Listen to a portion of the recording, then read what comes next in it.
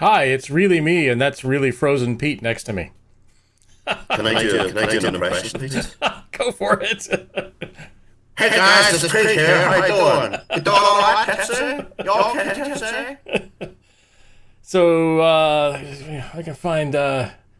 McAuley's not feeling to the outstanding, so I'll leave this one up so he can call. He can talk in the background for right now. But welcome. You put the video on. I've even put a fresh t-shirt on. I've really Oh, you did? A lot of cool meds. Yeah, take a lot of cool.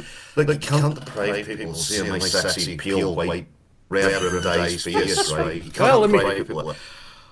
Hang on. I mean, I put all the effort into the t-shirt on and cool hair. Oh, come on. There it is. Ta-da. And ta-da. And So just to fill people in, Tipsy's PC had a. Oh yeah, here we go. Wait, you have to move this way. Okay, move this way. Tipsy's PC had a complete meltdown. And this poor man an hour has been before scrambling broadcast. has been scrambling around, alternatively swigging rum into himself and trying to fix everything, get everything back to up and running. So, but you can't keep a good style on down. well, thank you. I can keep him in the dark, but yeah. Well, thanks for your technical history. Because without it, we wouldn't have a be show. here tonight. I can still see that sort of slightly frozen picture of Pete there. So he's with us still in there. spirit, right? He's still there. Yeah, he's still Yeah. he's still Now, frozen. because Pete isn't here when the cat's away, the mice can play, right? Silence. So, do you have a beverage on hand? I have multiple beverages on hand because I've had a hell of a night so far. Well, we start? I don't know which one to first, start with. Right, what's your first tipple of the night? I am going to start with a 12.8% beer. Nice. Here we go. Ready? Oh, ginger spice barreled that and nice. Yeah. And this one is from Founders Brewing Company, and it's Right. a barrel-aged barley wine ale with ginger, cinnamon, and cloves. It sounds like it should be an October beer. Yeah, that sounds nice. And you, I sir? nothing. I am on cold medication. That's plenty. I'm opening a library in my name tomorrow. Cool. I've got to be. Yeah, I was presenting one of my poems to Ireland's first whiskey hotel this afternoon. And you drank lots of whiskey. I know. I'm trying to recover from. I'm trying to be responsible. That helps. Cool. My uncle would give me rock and rye. Responsibly. Yeah, but no. A bottle of Bushmills. There's a bottle of Bushmills in there for £90,000. And I was offered a shot of whiskey that's worth 800 quid, 800 British pounds. Some people might understand how much it is in American. Can you? So let's say in American, it's probably worth $1,000 for a shot of whiskey in this establishment. That's why I drink rum. It's cheaper. Yeah, I asked them if they had any Budweiser. They looked at me funny. I don't know why. Budweiser's the king of beers. This should be our promotional part. Budweiser, king of beers, suitable for all occasions. Great. It says your voice is doubled. Interesting. Is it? Hang on, let me try. Double the fun. You're okay. You're there. There we go. Okay. Yours So that was my fun This might be today. fun. I gotta chase that down. Okay. Oh, let's try that. Let's talk now. Nope, that's not it. Give me a second. So Zoom interview 1 for you. That's fine. Yes. And for me, it should be audio broadcast. I don't know. I'll chase it down, guys. I apologize if it's routing. Let me try this. See if that works. If someone can tell me if that echo went away, let me know. I believe that would be the problem. Anyways, I need to get drunk. I need to drink. Yeah. So here we go. And it's not your $1,000 whiskey shot, sir, but it'll have to do. It'll do the job. Heck, I didn't even bring a glass, so tonight. Oh, you don't need a glass. We're just gonna go right out the bottle. Pete's not here. You don't have to be civilized. That's right. Well, no. We have to drink. Do you have your beeper ready? Hang on, stand by. Yes, ready, go. Right. Yeah, and there's usually a disclaimer when I come on that he might say fuck or shit or bugger or something like that. That's There's fine. usually a disclaimer, but now That's it. Pete's not here. It's fine. It's all right. It's just the Irish way. Oh, looks like I fixed it. Sounds better. All right. So, Grand. uh, So we've got a packed show tonight. we do. So yeah, you have a little drink. What, I'm into when your don't we have a pack? And then now it's even worse with all the scrambling we had to do. That's even worse. Yeah. Now I got to see if I get my light on next. Fix one echo, and then we'll see if I can hit this. Yeah, and then we'll toast the fans in our customary measure. So fans out there, if you've got your tipple of choice, whether it be water, tea, Whoa, whoa. Well, that wasn't good. what happened there? Okay, I think we're good. Light. There we are. Whoa. So Service charge your the sun. glasses. Yes, charge your glasses. I don't think I've ever heard it Charge said your glasses. charge. This Pour show yourself would not be possible without our fans. Oh yes. We are an incredibly successful pop culture sci-fi show, and that is because there are people out there who actually like to watch us and listen to all of us. Shock. I know, isn't it amazing? I think they just come in I think they come on every week just to watch you get drunk, to see I what don't technical get blips drunk. happen. No, sorry, you get Yes. merry, George, happy. George Zuvalissa said, Pete is frozen. No, he's not. That's Pete's personality. That's He's not here. He can't defend himself. no. So yep, we'll raise our glasses Yep. and we So will here's- say, Here's to you, because it is so important that we understand that all the people out there, the things that drive those fan things, the games and everything like that that's out there, those are the fans. And it's the fans that fuel the fleet. So here's to you. Fans fuel the fleet. fans fuel the fleet. God, I wish I had a beer right now. But there you go. That is definitely 12.8% alcohol. Just itching in the 12.8% back of alcohol. the throat. That's 26 proof? Yeah, Is that right? wouldn't be right for a beer. It would taste like engine oil if that was right for 25% beer. proof. Yeah, 26. because I've had. Is Wow. it? That'd be I've had 12.8. Belgian beers that are fairly strong, like, but okay. Wow, And that's does it really does good, it though. taste? Right, it tastes nice. Okay. It tasted great. I mean, it tastes like, I don't know, tastes like November. Right. Gotta watch out. I'll be on the floor with that one for sure. So Well, you're the we man with the have controls, so we've got to keep you sort of semi-steady. push the button. Yeah. So who have the we got button. on first then? Well, who have we got on? We have good question. Hang on, let me pull that one up. And we have these fine gentlemen. Whoop, there we go. Oh, yeah. And there we go. Ta-da. There we are. Pete's There's still Robin frozen. I'm going to leave Robin and Pete Bill. there just for fun. Yeah. So let's, and I had to turn everybody else's microphone is on because it didn't automatically flip over like it should have. So here we So I go. have to explain to people, I'm in Ireland at the minute. I'm not in my customary basement in Canada. So I've been let out for a couple of weeks to go to Ireland. So if you turn on the television and you notice there's any international incidents that happen in Ireland, that's probably due to me. That's just a disclaimer right now. Because you left and that's why. That's it.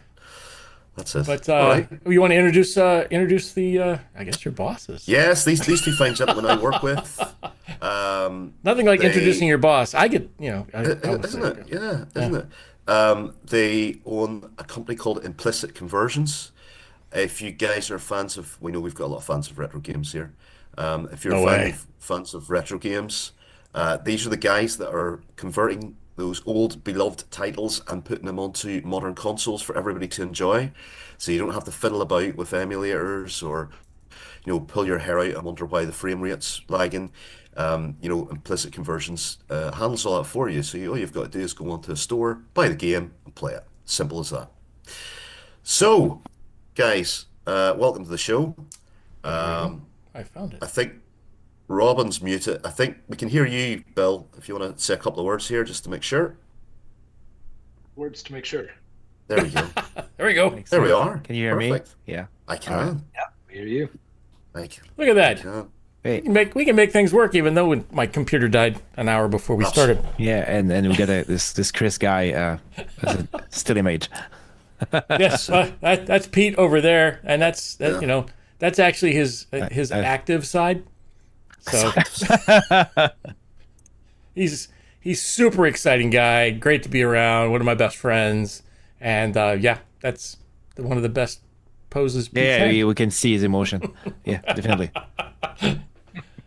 So, guys, do you want to talk a little bit, just briefly, about implicit conversions? I know I sort of briefly introduced you, but do you guys want to, in your own words, discuss what implicit conversions do? When you do it, but I guess implicit conversions. Yeah, we do. We're a bunch of nerds. We're a bunch of programmers and engineers, and non-engineers. But mostly have always we take old games, those Super NES games, those NES game, those PlayStation 1 game, and we conversion to be run on modern platform like the Switch, the Xbox, Windows, PlayStation 5, things like that. And we do that through emulation. So that's a big fancy word, but just to say that we don't need the source code of the game. So we take like the same game you could buy. Let's say you go to I don't know, to your retro game store, you buy the PS1 game disc. Right now, if you want to play this, you need a PS1, you need like a converter for your HDTV and all that. So we do that, but through software. Then we work with publisher and publish that on the store. Now, that's a fancy words, but yeah, that's what we're doing with lots of technology and lots of love. And we did there's the more than store. 100 games. There we go. There's the website. Yeah, go, Bill. You're good at And if you syrup scroll and down a stuff. little bit there, you'll see some of the games we're working on right now. So we published a NES game last year called Micromages. It was originally developed for the NES, and we published it onto PS4, PS5. And right now, we're working on a whole bunch of PS1 games that are going to be launched on all the consoles that Robin mentioned before, including Switch, which is actually quite challenging because the Switch is the weakest of the modern consoles. So getting PS1 to run on that has been an interesting challenge. But we're working on 14 games right now, and not all of them can be announced yet. We can't discuss them, but we will be able to share a lot of them later on this summer. But yeah, my role is I'm involved in a lot of the production. Robin is co-founder and chief gaming officer. He is previously CEO and now taking on more of a technical role, just making sure all the things run. And my role is that of CEO, so I do a lot of business development and contract negotiations and production management and all that fun stuff on the operations side of things. So, just seen on the website that you've got something called syrup. So, syrup's very important. It's the sort of emulation engine that's used. Can you sort of walk us through a little bit about what makes it unique to other emulators, just maybe some of the features and what gamers can expect from it? Sure. Yeah. Uh, So, go. oh yeah, okay. I'll go and then you fill in all the things that I forget. So You back me up. the Syrup emulation engine is basically a wrapper for all the different modules that we have. So we have like a PS1 emulator, we call it Pancake. We have our NES emulator, which is affectionately called Toast. And Syrup allows us to bake in all the different features that you might want on a particular game and gets it to run on all the different systems to create your packages, your build packages for each of the different modern consoles. So, for example, you might want to add netplay, so the ability to add multiplayer, or you might want to add trophy support because these games didn't have trophies in the past. So now we can add trophies for that by reverse engineering. Other features are like adding widescreen. So if you look at some of the older games, they might have black bars because they're in 4:3 on a 16:9 screen, and that's delightfully shown on screen there, the widescreen support. We can have an interactive manual. So if you remember the days when you would buy a game from EB Games or whatnot, and then you would, on the car ride home, I would be looking at the manual, reading it before I got home, something to do. And now you can actually check out that manual. It's been beautifully designed for Micromages, and you can scroll through the pages. We've created design for that, and a whole host of other features like controller remapping, adding rumble, all the stuff Ooh. that you would expect in modern games. We can add using the emulation engine. Yeah, I don't think you missed anything. I mean, there's some technical stuff that we do. We have like an auto test system. Basically, what it means that whenever engineers are making change to emulator, we are running all the games. Well, all the games, a lot of games, and we're taking screenshots of them, like like as if like you're we see in a game there in your being played, and then we compare those screenshots against like the reference image. So this way, like it allows like engineers to go fast, and then compare that. We also compare audio. We do a bunch of things. So like we started building some kind of crazy device farm where we got those consoles on the network and they're being used like computers, like almost like a little AWS device farm. Yeah, we also have a lot of tools that allow us to do the work that we do. So it allows us to look at frame rate and profile the games to analyze and see how fast they're running, making sure they're running adequately fast, like 60 frames per second, for example, on the Switch. You need to make sure that's what gamers expect today. So you want that at a minimum. And we have a lot of cool tools that allow us to look into that stuff and look into the insides of the ROM. Because like Robin said, we don't need the source code. And that's our source code is long gone for the vast majority of the games that are out there right now. Anything from the 90s, early 2000s, whatever system they used is gone. It might be on some disk somewhere, but it's basically gone. So we don't have much to work with except for the ROM. So we have to reverse engineer the whole thing.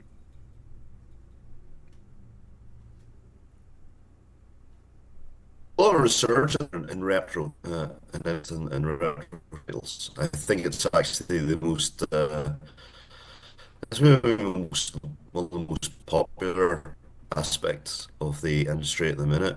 And how does your work sort of tap into that nostalgia while appealing to new players as well, like players who maybe haven't played some of these titles like Micro Mages. That's funny. You're on wireless, I can tell, because it with wireless, Yeah. it'll store up and then spit it out fast again. So you just talk like a mouse there for a second. Did we lose you? And he's gone. It's frozen. Oh, Oh, there we go. You might want to freeze to save yourself some bandwidth. You might want to freeze the video. We're talking about retro games, dude. That sounds like one of the games. It does. It does. Yeah. And you guys are able to you do all the music as well for it, so that's kind of there's no change other than just the platform. Yeah, we don't change the music, but Yep. we can do like texture replacements, and we can change audio files if that's necessary, if it's a licensing issue or whatnot. Because from the legal side of things, it's a whole different ballgame. Really? There's all kinds of issues on the legal side of the retro gaming space. Because like a lot of the intellectual property owners, they are long gone or the contracts are long gone. And so it's really hard to find out who actually owns the IP in order to license it so that someone like us can work on it or that it can be published again. And even like some of the bigger names we've worked with, like publishers you definitely be familiar with, they'll present us with a bunch of games and they'll say, hey, you want to work on one of these, and we'll pick one, and then they'll say, actually we don't own the rights to that one. We thought we did, but there's an issue there. So that happens. And then the texture replacement is something interesting too. Like in a lot of the games from the earlier years, when you had a health pack, a meta pack was like the white box with a red cross on it. Right. But you're not allowed to use that anymore. The red cross is copyright of the Red Cross Society, like the nonprofit organization. So that has to be pulled from all those games. So we have to go in there, find that, and then replace it with a texture so that it's legally compliant. So we have the tooling to do that as well too. That's I amazing. think I'm And plus- back now. Yeah, I think you are back. And I think I've job one too. Here we go. We get John one instead of the still frame of Pete. You ever do Nintendo 64 games like GoldenEye? That would be awesome. Well, that Oh, GoldenEye would be Yeah. amazing. I loved GoldenEye. game fights broke out when I played that game. We have a Discord channel. I don't know if we can paste the link here, but Tell me what it is. and I'll there's a look it top up. 10. There's like the top most wanted games that people can ask. Fortunately, many of those games, like it's it's like, oh, can we do this game? Well, we gotta find the publisher and make sure we get the rights for it. Oh, But yeah, How does that's where we are that go right now. about working? I mean, you have to reach out to the publishers themselves, or are they hard to find? I couldn't imagine having to find the publisher for a specific game that may have been defunct back in the 1980s. Right. So sometimes it goes with like a group of games. So let's say you talk with. I give you an example. You talk with Ubisoft. We haven't done any game with Ubisoft. But let's say we talk with Ubisoft, then you might be able to find like a bunch of games from Ubisoft, Right. and then just do them. A lot of the old game you mentioned, like Nintendo 64, GameCube, even GameCube, Super Nintendo, Sega, they're all Japanese game. So you gotta talk with Oh my Japan. gosh! So you could go So check. now like last year I was at the Tokyo Game Show, meeting with a bunch of Japanese, and you know what? Yes, they do speak English, but they mostly speak Japanese. So you gotta talk with them and convince them that what you're doing, you can take care of their games, and that it makes sense. There's also another market. Well, we're discovering, but there's a lot of Japanese games that were never translated like 30 years ago because they were just like, I don't know, they just didn't fit the culture or didn't think it would work. Right. But now, in 2025, feel like they could, they could Yeah, sell now. Yeah, there's so much in anime now that I mean, Exactly. especially even the So- old anime. Some of that is so big and popular at most of the cons.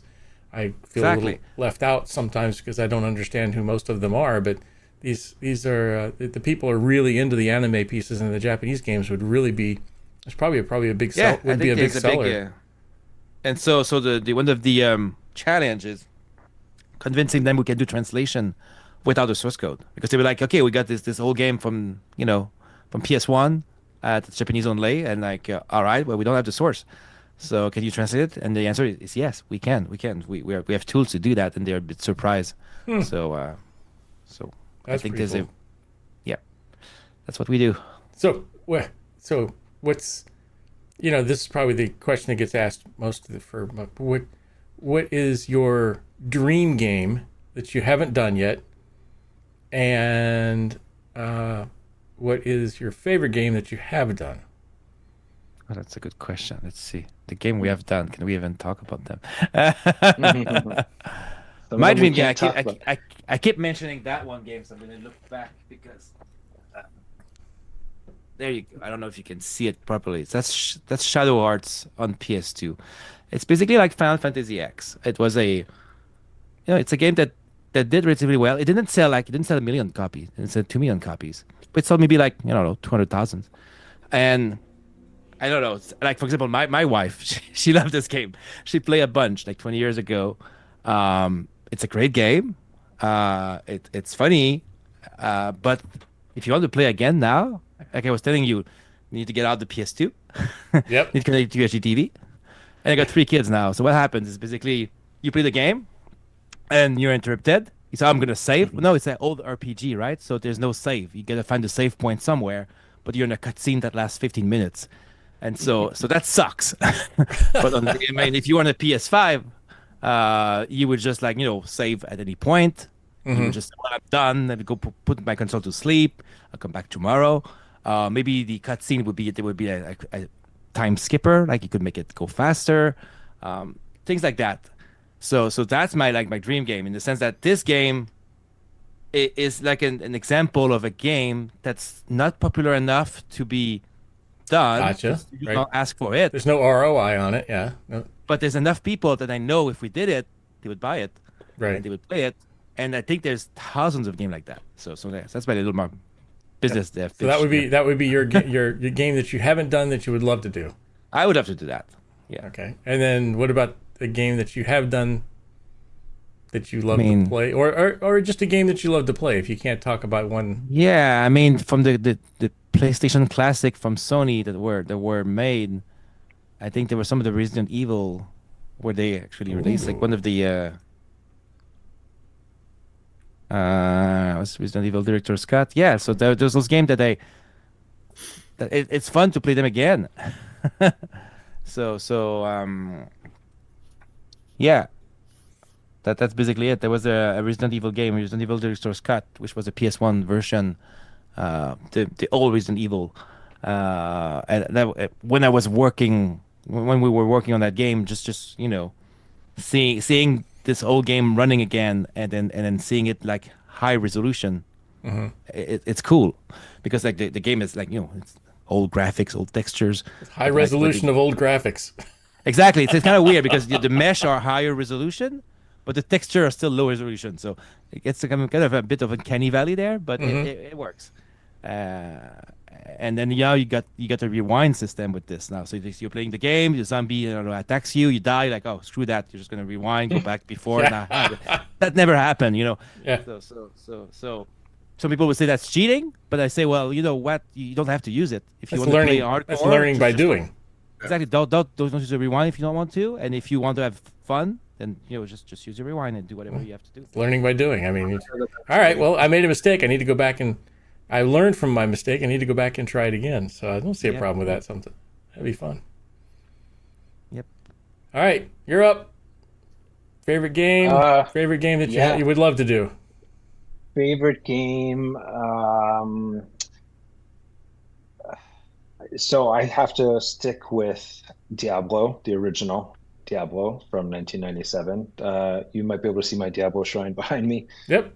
That's more Diablo 2 and onwards, but Diablo 1 was the first one, where it's so funny because my friend got the game, he was playing it, I watched him play it, and I was saying to him, God, this game's so stupid. All you do is point and click, and you just get some stuff, and then you point and click, and you kill and get more stuff, and then he's like, well, just try it. You might like it. So I tried it, because back then you could get little demos on discs, right? Like shareware and stuff. Oh, yeah. So I tried it, installed it on my Pentium 133 or whatever I had at the time.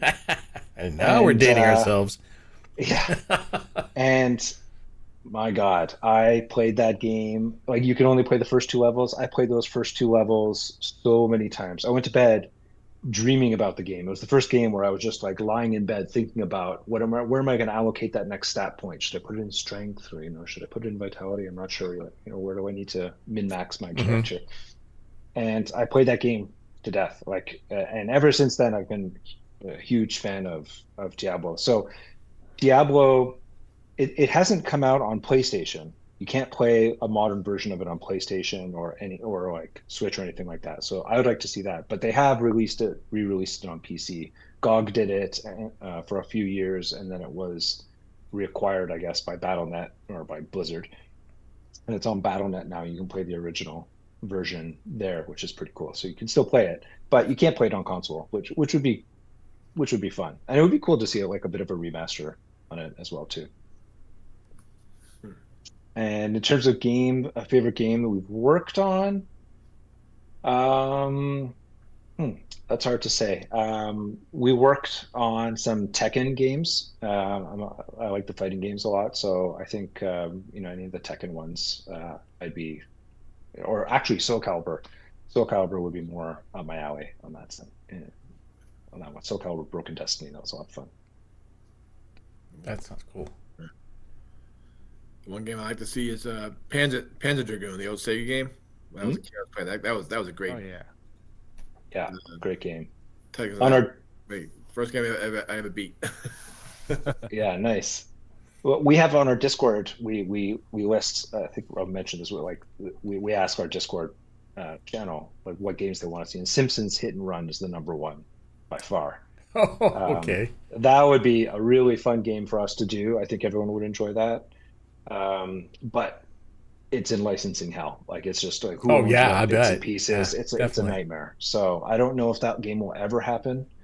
If someone can pull that off, we'd be happy to do the tech. But I don't know if it's in the works. I like the old Paperboy game. Yeah, I like the Paperboy Ataris. Yeah.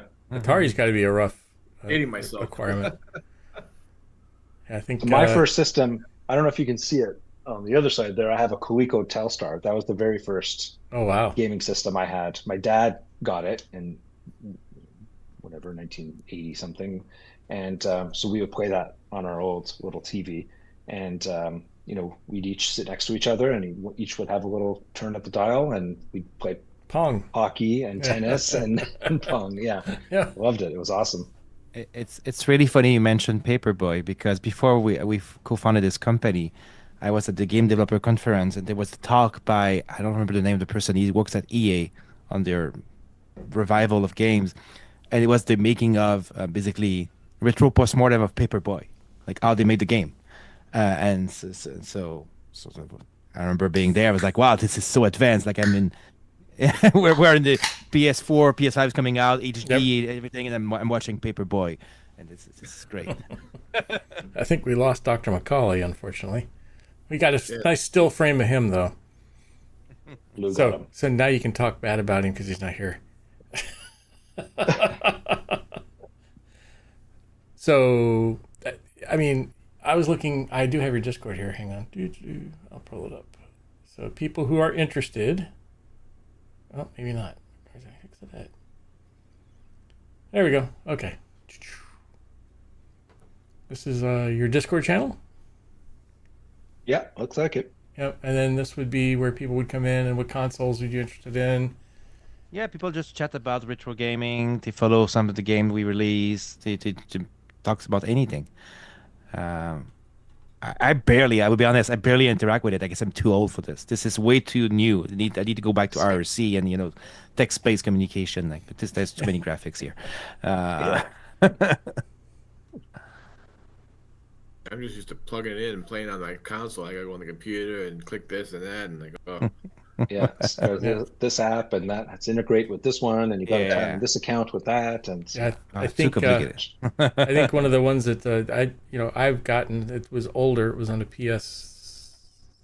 It was the Battlestar Galactica game, and there's an emulator out there, and it's just horrible. And playing it is like, I don't know. You feel it's now the games nowadays you go back and you can go back and save your progress or whatever else. Most of the time those you just died, and I'm not really good at video games evidently, so I would love a rewind feature. Let me try that again. 45 minutes of chasing something, Cylons down and everything, but that would be probably the ones. But mine was my Atari 2600 was every afternoon after school I wore that thing out. And then I wore the Genesis was one, and then they had the little top loader piece for the Genesis, and then I actually had the handheld game. I still have it, and it doesn't work real well, but I still have it. It was an Atari handheld game. It's huge. I can't remember the number on it, but favorite game on that one was APB. The cops would run around and get donuts and chase the bad guys. Like an early version of GTA. There you go. Siege. Exactly. You guys play any new games nowadays Yeah, that you want to talk about? I'm playing Oblivion. Okay. Because that was Shadow Drop last week, so I'm playing Oblivion Remastered right now, which has been fun. Although that's a classic game. I'm really looking forward to the new Doom game, Dark Ages. I pre-ordered that, so I love all the Doom stuff. So I'll be playing that. First person And of shooter. course, Diablo 4. I'm playing Diablo 4. The new season started a couple days ago, so my internet's been wonky for the last couple days, so I haven't been able to play. But I plan on jumping on it this weekend. I've been playing Unicorn Overlord on the Switch. This is like a JRPG, Fire Emblem / Ogre Battle kind of mixed game. Been playing with the kids. I've been playing a lot of the Nintendo game. So like all the Mario Party, the new Zelda stuff, or the Super Mario Wonder was actually wonderful. I love that with that one. I have a backlog on PC of probably a few hundred games that I would never get through. Maybe at retirement, but at this point there would be thousands of games. I don't know how we're gonna get there. yeah, today's games are something else. It's like watching a movie. The graphics and everything on it. It's like, wow, I grew up in Pong. First we got our first Atari, and now the games now on these boards are unbelievable. Like when we're watching a movie, and boom, we got 2 seconds. It's interesting because we grew up with the game, right? There were limitations on our game, and we saw them like going to 3D and better graphics and all this stuff. But I see my family; they grew up with all those games, And so there's a lot of like pixel art coming back in fashion, even 3D games, because for them it's more like an artistic choice, right? Like, do you want to have a 3D game or do you want to have like a more simple game? And so there's like this, I don't know, simpler stuff. Sometimes they prefer it. Sometimes, not all the time. I think that's why like those games like Roblox and Minecraft are very popular as well, because they look ugly, but they're fine. Their gameplay. Uh, One of the things that I found interesting, like, so a game that I played, I remember when Far Cry came out, but Far Cry was like one of the games that Right. like you needed a really good computer to be able to play it when it came out. The graphics, And yeah. the graphics were amazing. And so I bought it way back then and I played it on my computer. It could barely run. It was like 1024 by 768 resolution, and I couldn't even run it at max, but it still looked incredible. And then I got a new computer maybe like a year later and was able to run it, and it played awesome. Then, of course, I didn't play it for 20 years or whatnot. And then I replayed it last year, remembering how beautiful it looked. And then I played it. I was like, what was I thinking? It did not look like that. Like, was something wrong with my graphics driver? Like, what is happening here? Like, it's weird how you have this like memory of how beautiful the game looked, but it's really compared to modern, like you were mentioning, Yep. like today's visuals are just so close to reality that it's hard to fathom that the graphics were good back then, but they were back then. It was unbelievable. And then after Yeah. playing the game for about an hour or two, my brain kind of readjusted to it, and I was able to. It was like I Enjoy was it playing. again. I was just enjoying it for what it was again, and obviously everything was maxed out and it ran at 1,000 frames per second or whatever. But like, it was fun. Yeah, it's yeah, you go back from you always remember how good it was, and then you go back and rewatch. I mean, I remember rewatching Star Wars after seeing it in theaters for the a long time ago, and then rewatching it again. I'm like, wow, this was really bad. It was cut fat. All the cuts in it were fast. The storyline had holes in it a little bit, and it was like, I don't remember it being this bad. But then you rewatch it again, you're like, I like it. You get used to it, and Yeah. it's like watching the VCR tape of something. We were, back in the day, we would watch VCR tapes. We're like, that's amazing. We rewatch our shows and everything else, and then now you go back and rewatch those same tapes, and you're like, wow, Yeah. that's Yeah. painful. Nowadays you get your 4K, 8K, 8K TVs, and it upscales everything. And I'm like, watching Star Trek the other day, and I'm like, those scratches on the table. I see scratches on the table. Like you never would have seen that back in the day. It almost takes away from it, I think. When it becomes too good, you're like, you're looking at other things now. You're not paying attention to what the great memories that you had with the old stuff. The same with the games. You had this great memory of the game. You had so much fun playing with it, and Pitfall and Atari, and you look back at it now, you're like, whew, wow, that's really pixelated. But you go back and play it, and you're like, oh, it's still fun. And then, like you said, I think it takes a little while for you to get acclimated back to what it used to be, and then you just ignore it. Yep. I mean, for example, I was in Dan Buster with the kids the other day, and all the new games. Okay, go play new games. I was playing Galaga and Pac-Man and games I grew up. So I'm like, Oh, we lost you. we lost your sound at the end. Wow, Jen. It's not me tonight. I'm the one with the bad programming. you hear me now? There you go. Yeah. Sorry, I hit the button. Sorry about that. I don't know how to hit the button there. You hit the button. And I go back to the old games like Galaga, Space Invaders. Those are games that I grew up in. I enjoy it, and they're playing the new up-to-date Godzilla games. But I'm just enjoying my game. So, brings back a lot of memories and a lot of time trying to beat the game. Yep. That's how I became a world-class rager. Yeah. Oh yeah, we were more patient back then, for sure. Oh wow, yeah. So here's one of the games that you have, and Yeah, The that's game- Micromage. Yep. I think that the feature we're the most proud of is this game has it's a new NES game that Morphcat made. So it's like not an old NES game, but it's actually on a cartridge. You can buy it. You can play on a real NES if you want to. But we made a version for PlayStation 4 and 5, but we had a network support for it. So now you can play like with two different PlayStation, two different places in the world, and it will behave as if you were like on the same Nintendo. And then it has like the same technology that's being used in fighting game like Mortal Kombat, Street Fighter to make things smooth is being used, and that's super cool. Um, Oh, wow. I like that. Yeah, also super hard. That was probably the it most was a challenging lot. Yeah, part yeah, yeah. of the game, of the port. Anyways, yeah.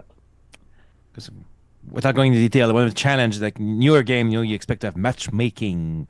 You expect to see like the player's name, right? I'm playing against Chris, so I can see Chris' Right. name. Well, the NES game doesn't do that, right? There's no Chris on top of your name. There's no matchmaking in the NES game. You just take two controller and play. So now you need to integrate this into the old game. So it adds a bit of complexity there. So that's something I wish we could do more automatically, if possible. Like, could you take all the games that had multiplayer support and add networking support in such a way that it would be like easy to use? Like, I think networking where it's like if you're a hacker and programmer able to use, sure, but that's not console needs to be a bit more plug and play. So that's one of the challenge there. That would be a big challenge. Those games would. I guess I mean, there's PS2 game with networking support too. You need to buy an adapter that you could play, and some at server, so you need not to reverse engineer the server, right? Because the game would be trying to like, oh, is there a player there? Can I register myself? Blah blah blah. So now you need to support that or replace that, and so it's some heavy work. if each different play system would probably be different. With the same type of do it, or we have to do like EA or Sega, or Nintendo? Would all be have to be different if you want to do that, then, right? You have to do with. Right.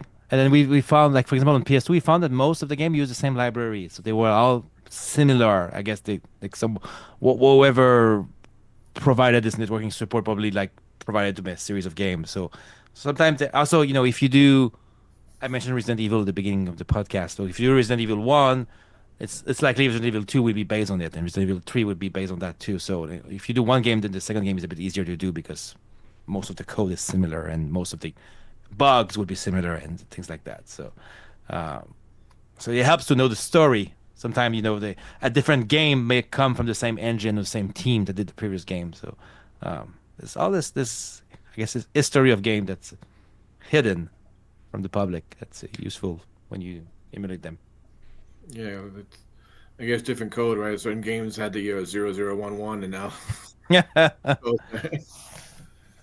So, I mean, do we, if we wanted one of these games, do we just go on here and buy it? How does this work?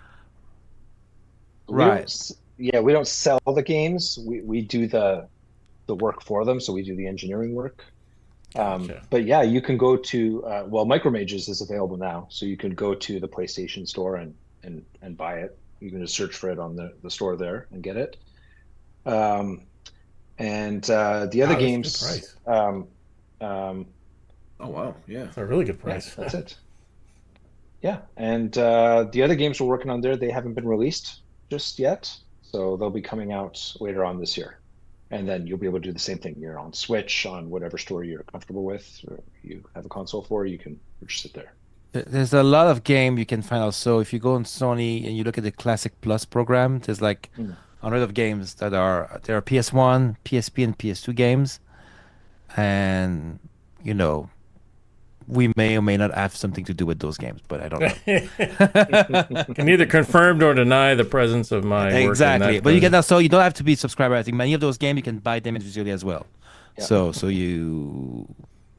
we have the list of public game actually. I don't know if you have any favorite PS1 or PS2 or PSP game that you remember. But we could look it up if it's there. Like we have some Siphon Filter, some of the Ridge Racer there. Dino Uh, Crisis. That was a big one. Dino Crisis. Dino Crisis is there. Yes. Yeah.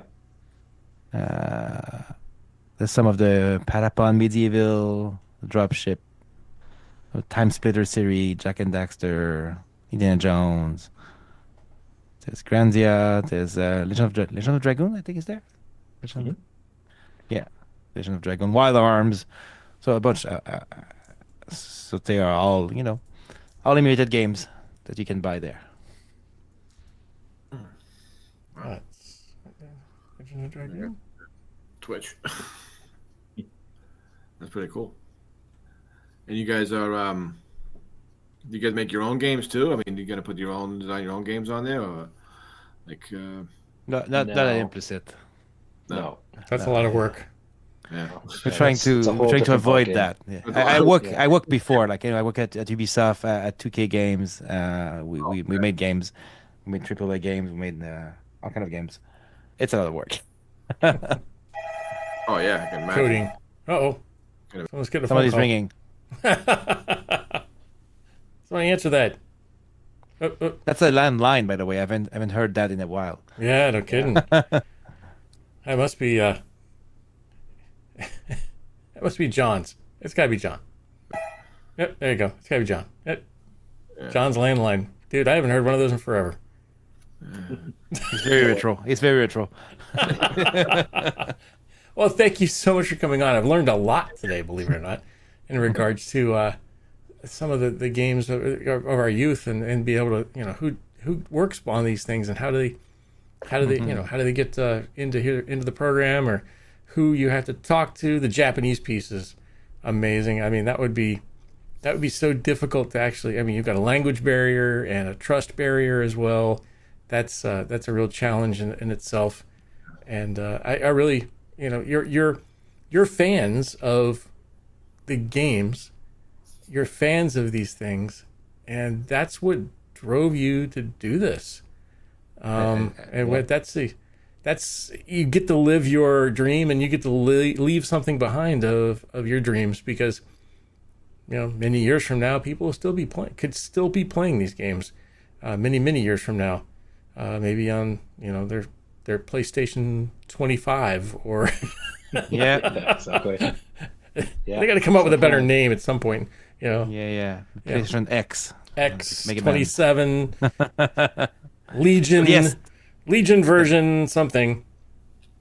But we really appreciate your work, and thanks for coming on. I really, like I said, it's a learning experience on our end for this, and I really am proud to talk to people who are super fans and are doing something with their fandom. That's what we love to talk about on here as well. But John, you got any final words there, sir? You got any final questions? I think it'd be cool to see those Japanese games that wouldn't probably. You might see one in a month or so. So there will be one Japanese game announced that was never translated. That's getting translated. That's cool. And it's gonna ship on all the platforms. That'd be So cool. that's super cool. Yeah. We're hoping that will be the one, and then it will lead to hundreds. Yeah, That's like I the said, goal. it's a niche right now, especially with if it hooks up to anime at all, it's money in the bank at that point. So Guns, Robotech games, hopefully. Ooh, they Oh, don't wow. Yeah. Yep. what was the one with the I don't know if they had any games, but the helmet with the birds, they were all the birds. Power Rangers? No. Anyways, it's the they were all was a fat guy in a green suit with a bird. They all had bird helmets, which was kind of cool, but can't remember the name of it. Somebody out there might do it. Gotcha, man. Was that? Getcha Man. Yeah. Yep. ChatGPT told me Getcha Man. I was just describing what you wrote. Gotta love ChatGPT, man. Cylons rule. But thank you so much, and we look forward to having you on again, especially when you can give us some more insight on what's coming out. Yeah. Yeah, that makes Into sense. this year, we should have Do that, more into the year. It'd be fun to grab something like that. Maybe we can play it on air. I'm not a very good game Yeah, player, good. but so that would be really funny to watch me lose 5,000 times. But rewinding, I'm okay with that. You can do that. Yeah. Yep. And for Right. once, I would agree to put syrup on my computer. Maybe some pancakes too. I don't know. Yeah. Sausage will next. Perfect. Syrup, pancake, sausage, French toast. Yeah. You're finding all the cool names of a project now. Yeah, exactly. Poached. There we go. We get that one poached. poached. That's good. But thank you so much. And, here's to you. You are fans. All right. Thank so you. much. Thank you. Thanks You're for having fueling us. Fleet. So take care, sir. Thank you so much. Thank Take you. care. Bye-bye. Bye. Thank you, Jim. Oh, it's good beer. What'd you get, John? You said good beer. I have to know. It's from New Hampshire. It's called Hans. Say that again. New Hampshire. New Hampshire. It's Hampshire? Keller Pills. Is that like Hampshire, is that a state? I'm not sure. yeah, New Hampshire. Yeah, Hampshire? New Hampshire. What's it? Hansy? This is Hansi. Yeah, it's from IPA up in where's this place from? It's Keller Pills in Littleton, New Hampshire. Ah. Schilling Beer Company. It's not bad. It's pretty good. 5% alcohol. It's not Ah. bad. Yeah. I get you beat tonight for sure. Mine's 12.8. Oh, what are you drinking? Wow. It is ginger spiced, barreled, and nice. Oh, You could put November in a bottle, October, November in a bottle. This is it. That's pretty good.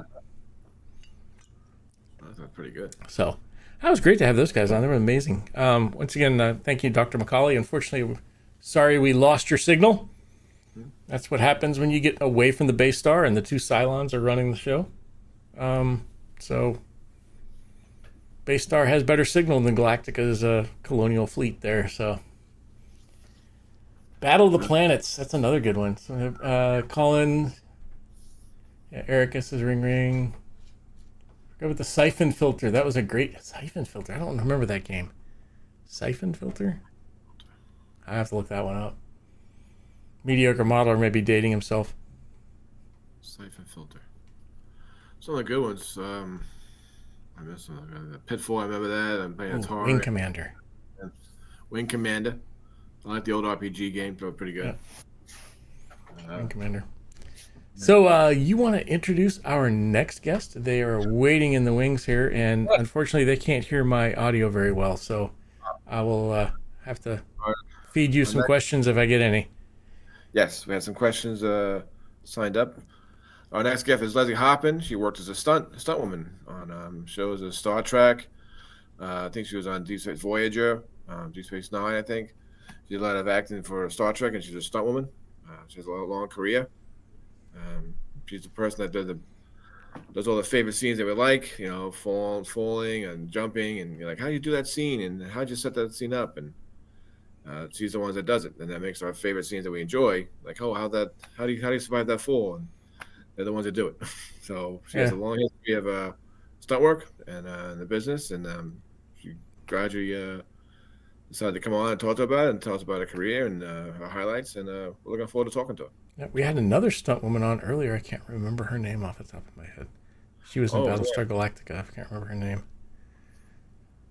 Oh, I forgot her name. Maybe they knew each other. I was just hoping I remember it. Oh, maybe by the end of the broadcast I'll remember. But welcome, Leslie. Can you hear us? Yeah. Okay. Okay. That's not New York Pete over there, by the way. That's a stand-in. That's John. New York Pete doesn't work. He's in California. Yes, we have I am having problems. Probably hearing me. Can you hear John better than me? Do you hear me now? Do you hear me? How do you hear me?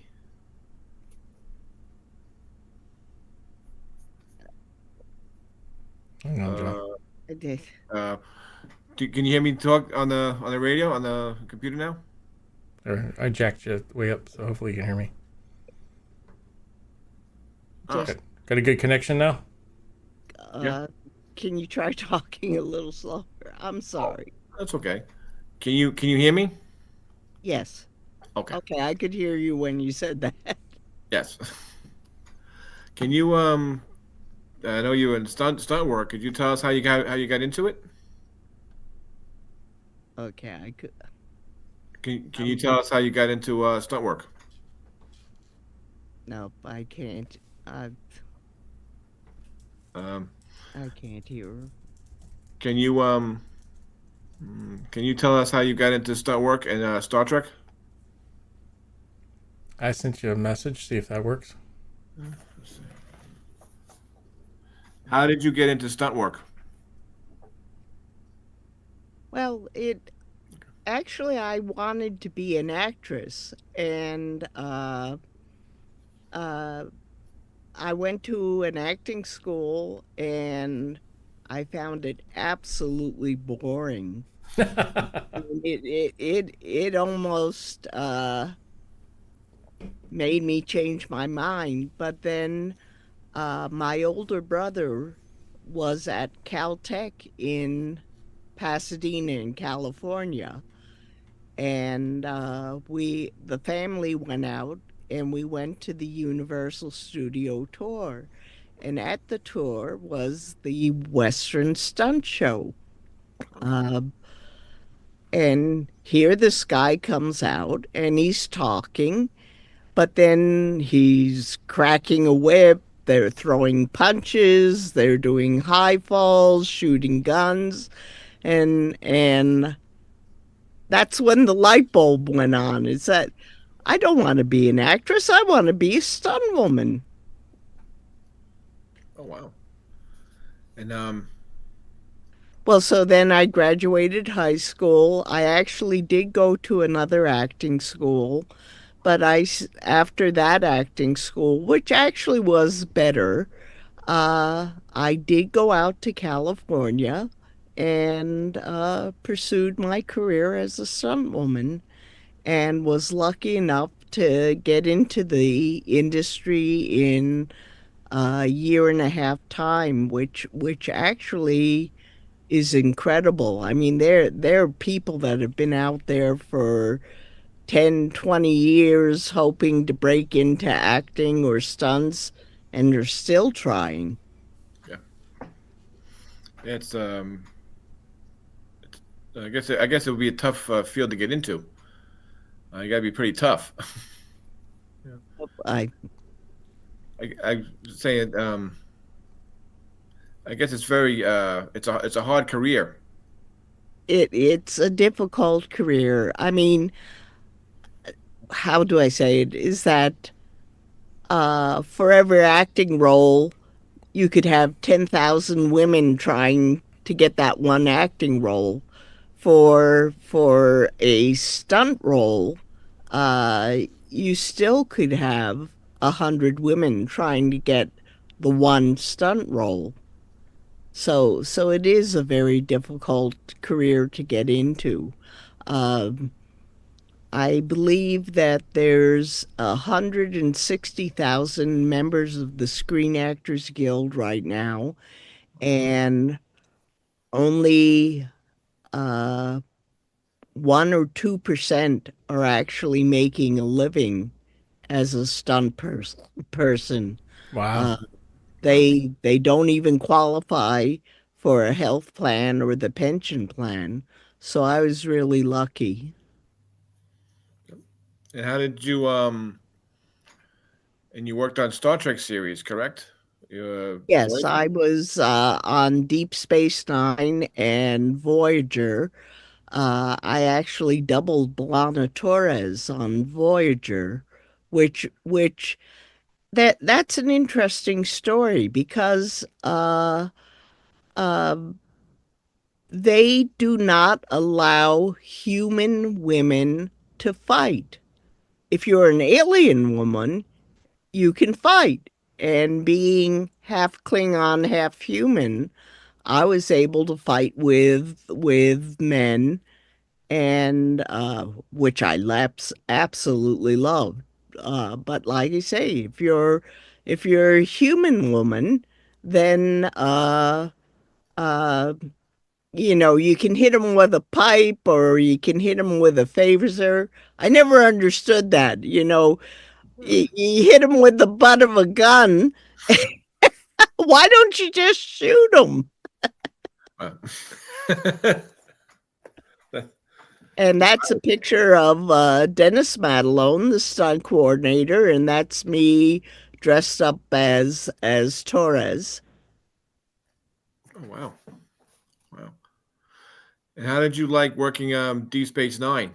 Did you do? Oh, I enjoyed it. In fact, I was able to I was the only female assistant stunt coordinator uh for Dennis Matalone. He had other stunt men being assistant stunt coordinators, but the problem with that Dennis was the stunt coordinator of Deep Space Nine and Voyager. There might be stunts on the same day. Um, Also, a production meeting, also something called second unit, where they needed to film a stunt or whatever reason. And he had to be in like five places on the same day. So, as an assistant sound coordinator, I would break down the scripts. I would go to production meetings, and sometimes I was even on the set being a stunt coordinator. And being a stunt coordinator doesn't just mean that you're protecting the stunt people. You're protecting the crew behind the camera and the cast and crew in front of the camera. Yeah, I guess I have to go over the how the scene's gonna go with that stunt. I guess how we're gonna do this or how we're gonna do that, and very safety and everything else. So that's a lot of work to do to Yeah, ensure that safety. right. Or what I believe you say. It again, safety is for everybody. Yeah. I mean, on Deep Space Nine, we had an episode called Bada Bing Bada Bang, and there was a crew member, a behind the camera crew member, who was up on an A-frame ladder, No. and he had, I don't know what you call it, a pizza spatula or whatever. He had to make the money kind of float down all over the place.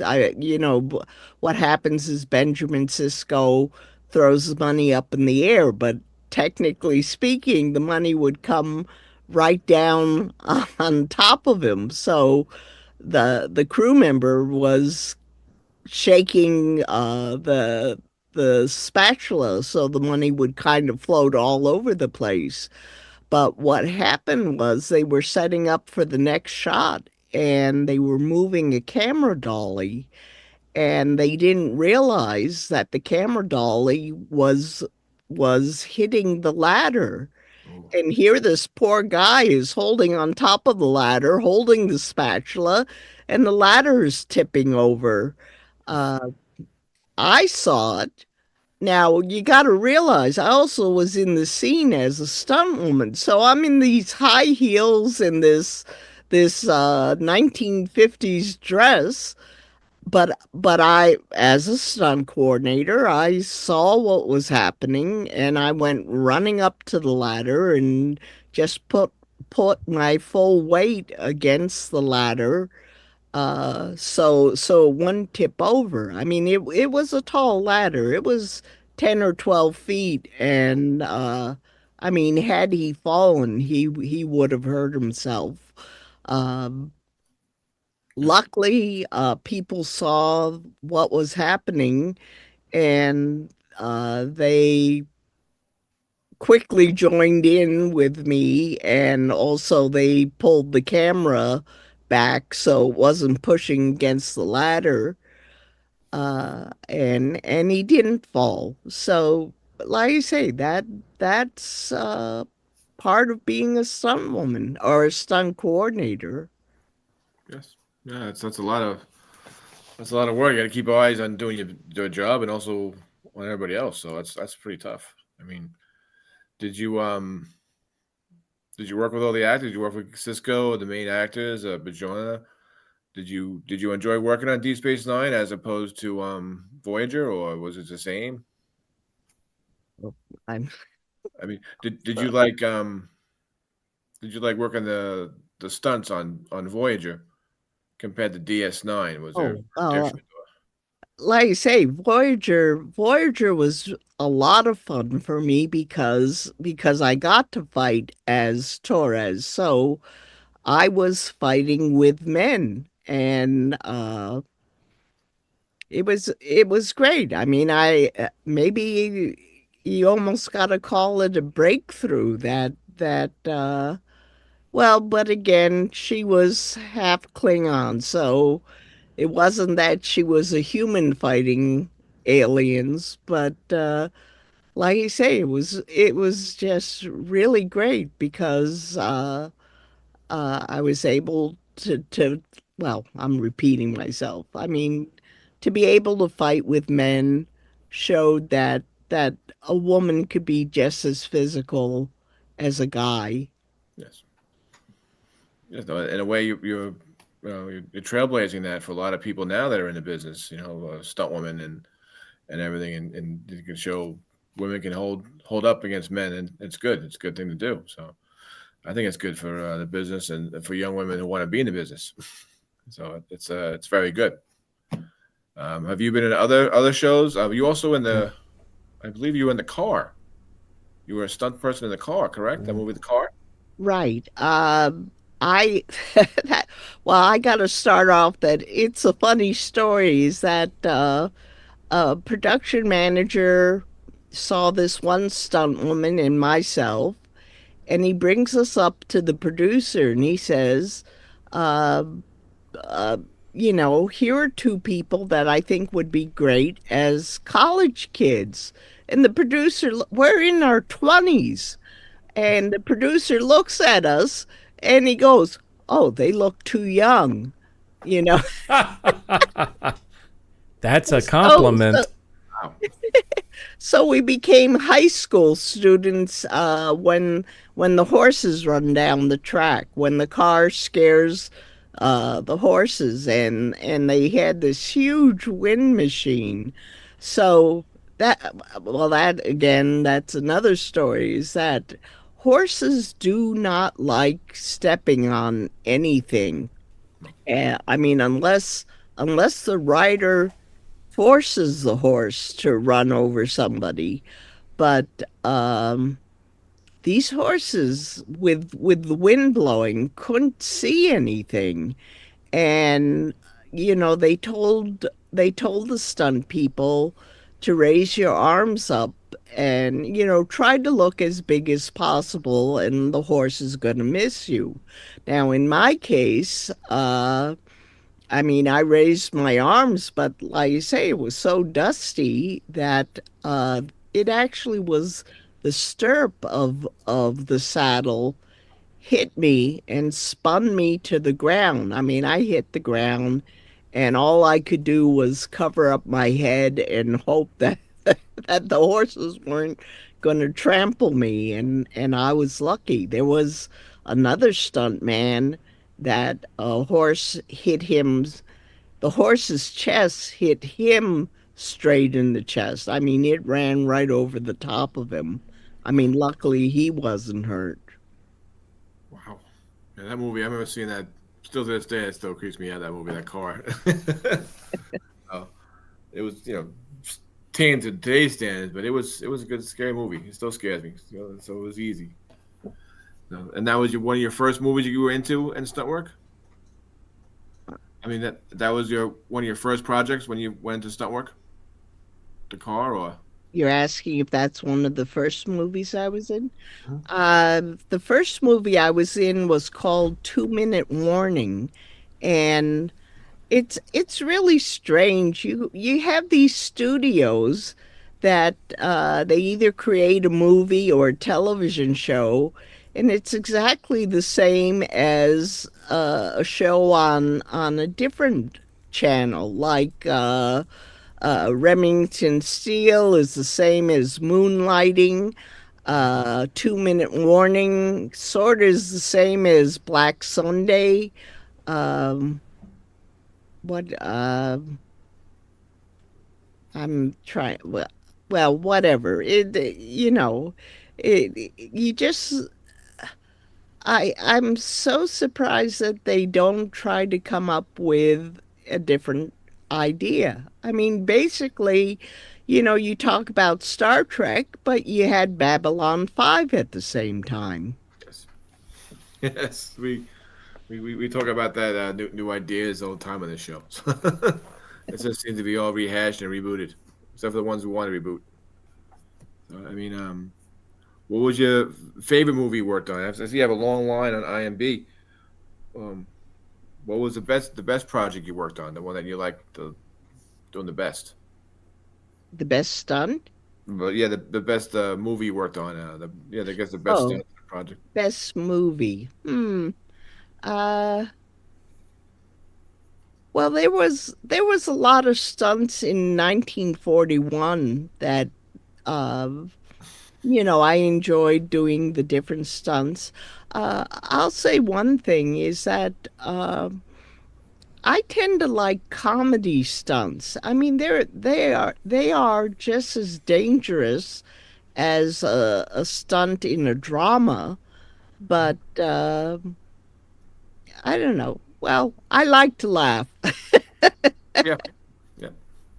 And you work with John Belushi on that movie too, so I guess it was hard not to laugh. John Um, John Belushi was in that movie. You know John the actor Belushi. John Belushi. I, No, Okay, I'm sorry. it's okay. that's fine. Do you? Can you hear me? Yeah, well, All right. I can Uh, hear some of the things you're saying, that's. and Do you have any? We have a question from the audience. Do you have any stories from the Fall Guy or Chips? uh, not from Fall Guy, but Chips was kind of funny. Again, it's a funny stunt. It really wasn't a stunt per se. It was that Eric Estrada had an orangutan on the back of his motorcycle, Oh and my! I was the girlfriend of the biker. And there's a scene that we pull up beside each other, and he looks at the orangutan and he looks at me, and I think he's trying to decide which one is cuter. Oh, wow. And you also worked on Starship Farragut too. On which one? Starship Farragut. Farragut. The fan film Starship Farragut. Yeah, that's a fan film. I When you say I worked as a stunt coordinator on it. Again, there was a couple of fan films. Also, there were student films that uh, they some of them well, it's just making sure that fans aren't going to hurt themselves. I mean, and it isn't like they have the money to get a high fall pad or Oh, anything very like familiar. that. Yeah.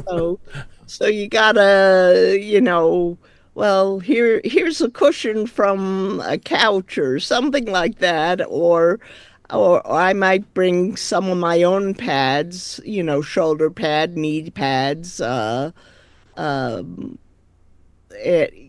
anything to protect them. I mean, uh, I gotta hand it to the fans that do create these shows. I mean, some of their shows are better than what you see on the television or Yeah. in the movies. So um I just want to help people uh, be more creative. Hopefully, they will break into the industry. Yeah. Yes. What what words do you have for someone who wants to be a stunt person? Well, it would be good if you had some kind of background. Like I come from a gymnastic background, so I was really good at pratfalls, stair falls, things like that. Um, there are people that have grown up around horses their whole life. So Fran.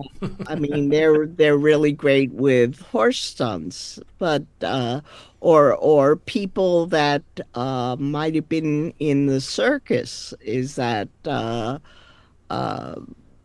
they're not afraid of high work or like I say, it's good to have some kind of background. I mean, it you just can't say I'm going to be a stunt person, but I don't know how to do anything. Yeah. Are are you still working? No, no, I actually retired out in the early 2000s. Um, I have been doing horror and sci-fi conventions.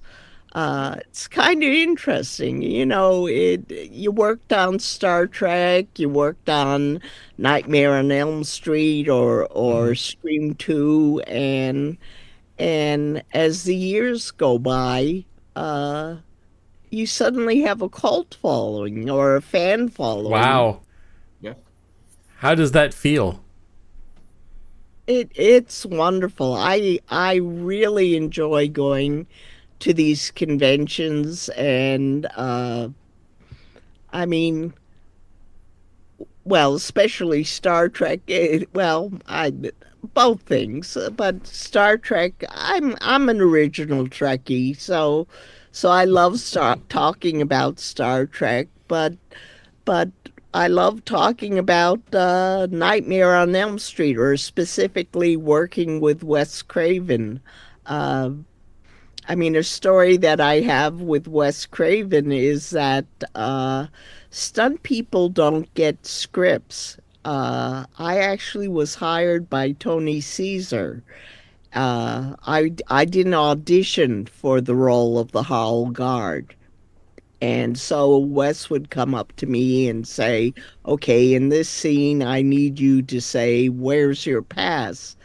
And it isn't like he gave me motivation or how to say the line. It was more like uh, it just came out of me from being pushed by Heather and hitting the floor. It was like, "Where's your pass?"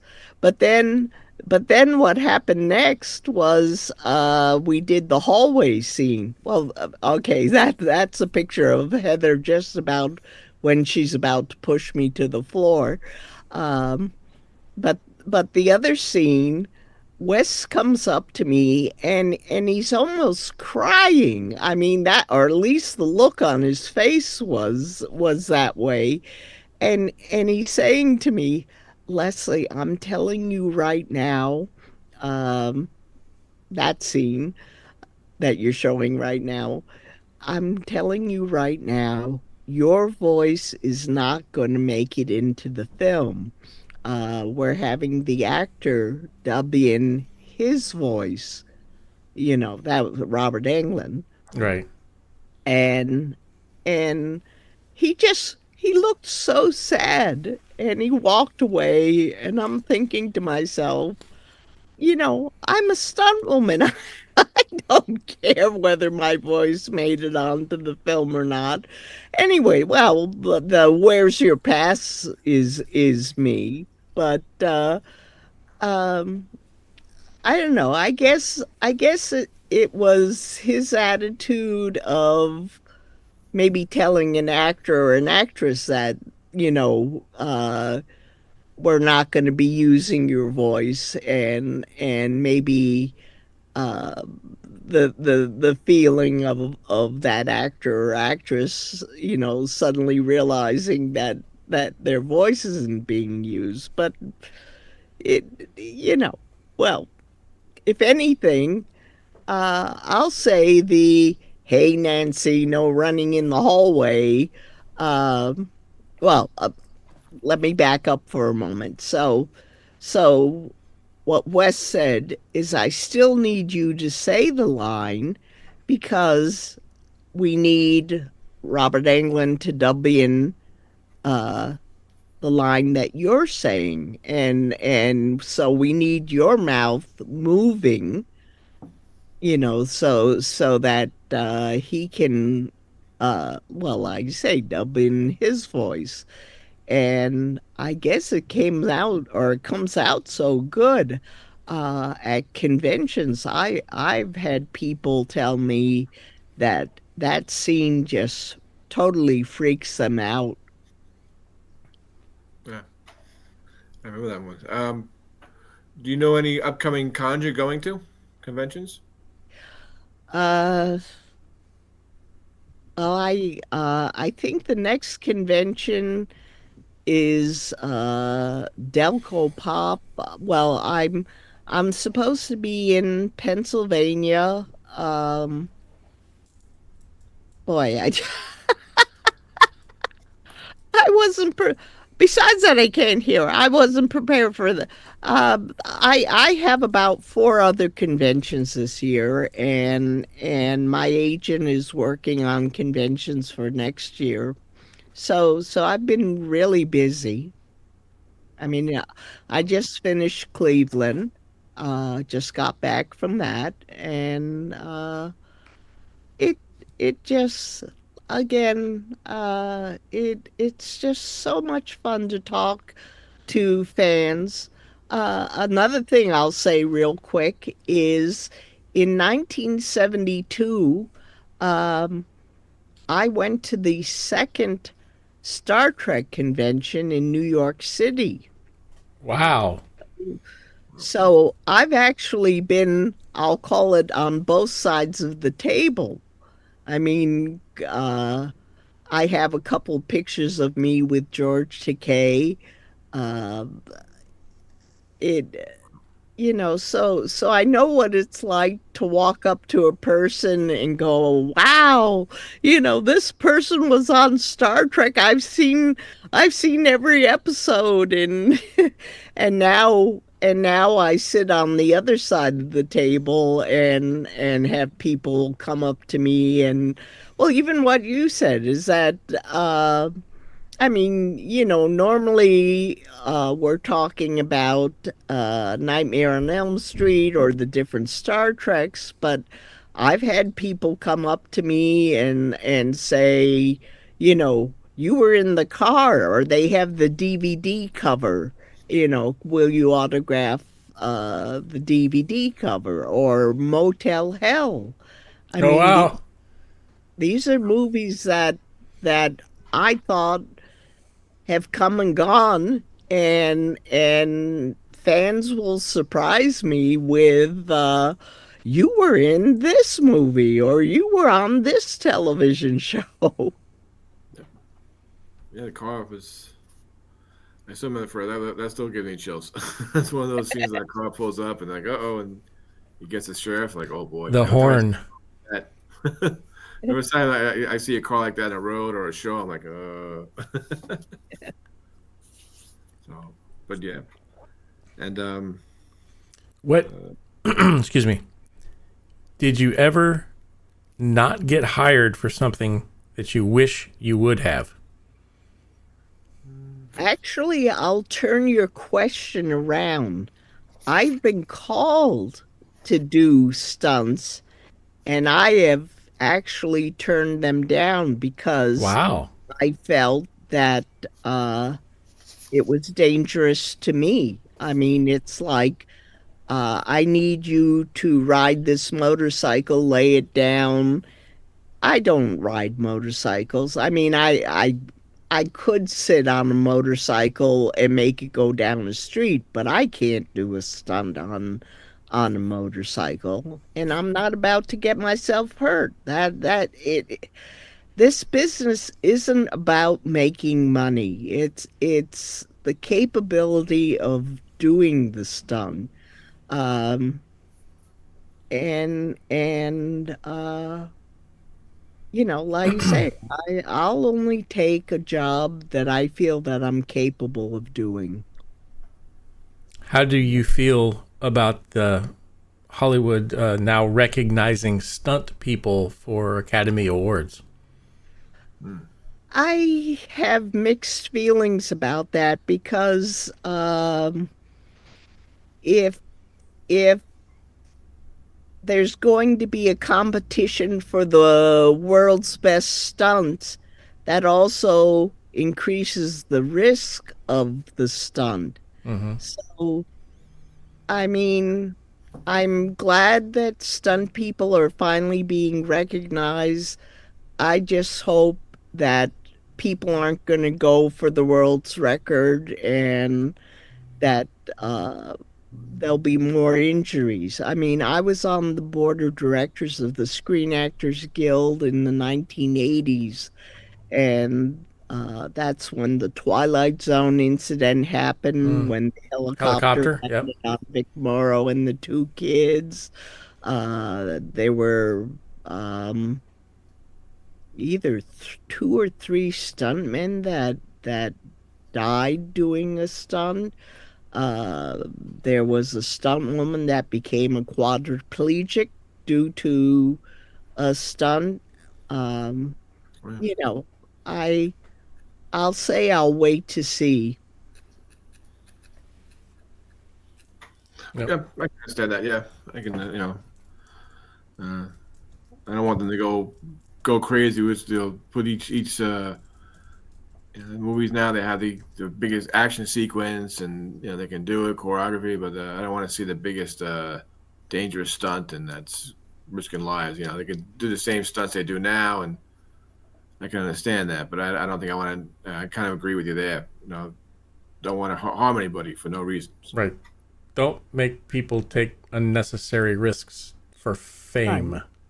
Well, another one that just came to mind was when AJ Bukumis did this 300-foot high fall. I think the movie was called Steel, and he actually did the high fall correctly. He landed on the bag correctly, but the bag ripped oh, and he fell all the way through to the ground. I mean, Wow. an airbag rips, there's nothing left. Uh, he lived maybe a day or so, but I mean, hitting the ground just turned his lungs to liquid, and Hmm. I mean that's what scares me is that I just hope people are going if they're going to be awarded an Academy Award, it's due for okay, yes, the an incredible stunt, but also done safely. yeah, I would agree with that. I mean, I wonder Yeah. how they would put that in for the award. I mean, what kind of parameters would be? Yeah. Yeah, It's tough. But I finally found the name of the other stunt woman we had on the show. Sandy Gimple. Yeah, Sandy Gimple was actually in the original Star Trek. She played the salt monster, Yep. and she was a Telosian. She was one of the Telosians. Um, so I so wasn't yes, sure if you yes, ever I met know her. Sandy. I know Sandy Gimple. I wasn't sure if you ever met her. That's kind of cool. It must be a really tight knit group of people, women stunt people. Is that there can't be a lot of them, are there? Okay, I'm not quite sure what you said, but that one thing I will say is stuntmen will say, uh, there's there's so few stunt women, and that's just not true. Really? There's been stunt women just as long as there's been stunt men. It's an excuse for a man to put on a wig and double a woman. I think we talked to somebody that did that actually. Oh wow, no, Yeah. it has to Well, be I credit well, due. um, one of the questions that you asked was or on the list that I have is that there really are no rules. I mean, the Screen Actors Guild, well, now it's merged, SAG-AFTRA, uh, will have suggestions, but there really are no rules. I mean, if if someone decides that they're going to do some kind of crazy stunt, they're going to do it. And and the sad part is like in California you have Cal OSHA, and and a lot of times if they decide that something was wrong, uh so they fine you $100 or something like that. Well, great. That means Worth that the you risk. donuts for that day. Yeah, Yeah, they're just no one no one is willing to create a set of rules of safety on the set. I mean, they talk about that you're supposed to have a safety meeting Mm-hmm. uh before a stunt is being done, but but uh sometimes it happens, sometimes it doesn't happen. Sometimes the director or assistant director will change something right before the stunt is being done. I mean, it just every set is different. it's a little tough to go by. Sometimes you want to get all set up and then it changes last minute. That's not good. I would assume, but you So say go ahead. you said you did I think people falling downstairs is very scary. I mean, is there like how long do you set up for a scene for that? I mean, do you prepare for that? Do you how do you do that? I mean, because I see people fall downstairs in movies. I'm like, oh boy, it's Again,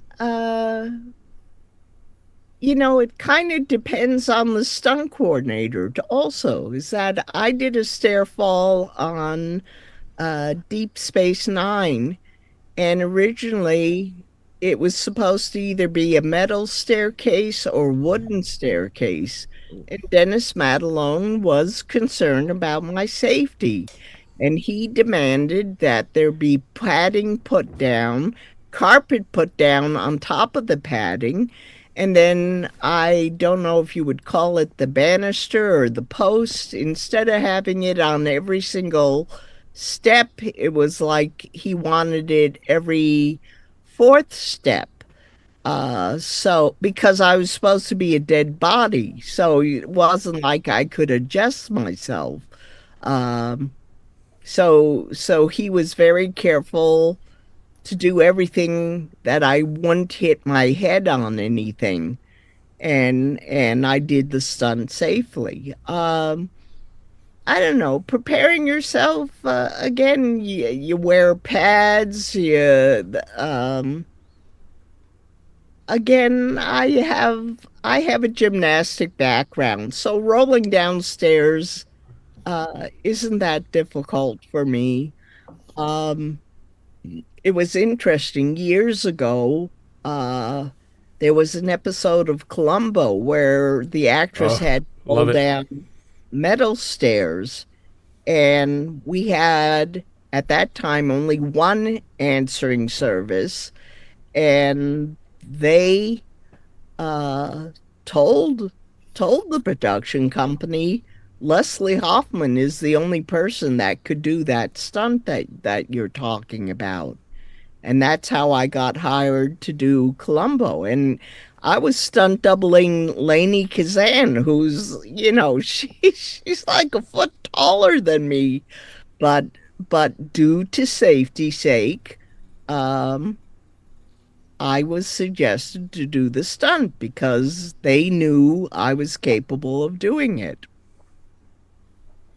Wow. Columbo. This it? I think this is it. No, That's Police Story. Deal with Doris Roberts as Mildred and me. I'm in the blonde wig. Actually, that's another story. Is that um, usually my calls were before Pierce Brosnan's calls. So anytime that Pierce was coming on the set, I was already dressed up. One day, he actually had the earlier call, and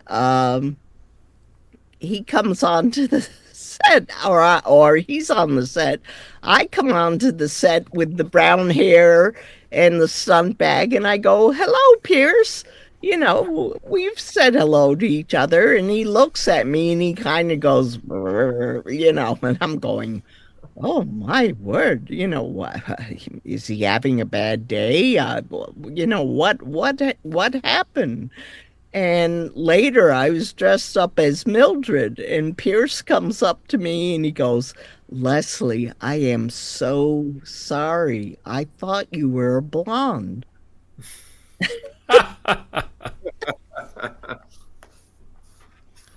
Yeah, so it was just that he didn't recognize me. I mean, who's this brown-haired woman saying hello to me?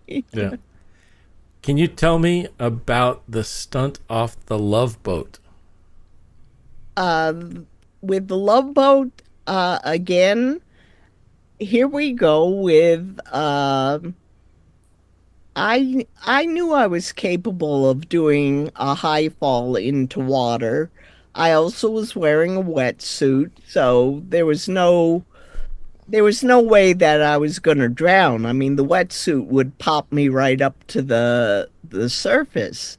Um, it was kind of, well, the stuntman called me up and he said, "I need a woman to do this high fall off of the Love Boat.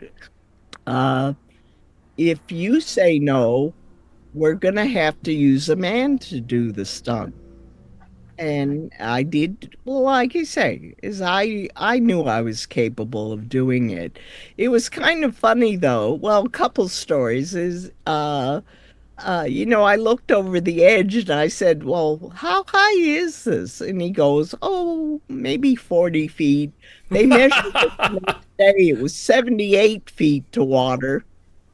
But there was a young actor who saw me do the stunt.